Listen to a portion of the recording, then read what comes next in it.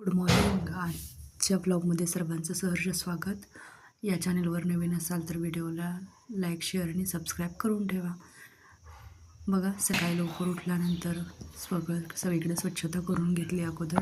त्यानंतर मग स्वच्छ निरभ्र अशा आकाशाकडे बघत थोडा वेळ थांबले. आकाशामध्ये पक्षी छान उडत होते आणि मग जरा बरं वाटलं. थोड्या वेळाने जरा आंघोळीसाठी पाणी तापत ठेवलं. हा बंब आहे आमचं आणि ह्या 40वर काटा गेला की पाणी तापलेलं असतं कडक एकदम. मग त्यानंतर आंघोळ वगैरे झाली आणि फ्रीजमधलं रात्रीचं थोडंफार होतं सगळं सामान काढून ठेवलं. स्वयंपाकाला काय काय लागणार ते. तर आज स्वयंपाक थोडाच होता, त्यामुळं काळा घेवडाच असतो त्याची भाजी केली आणि देवपूजा पण करून घेतली. असं आहे माझं सकाळी 10पर्यंतचं रुटीन. आणि त्यानंतर मग मी माझी उरलेली सर्व कामं, लेक्चर्स वगैरे अटेंड करत असते.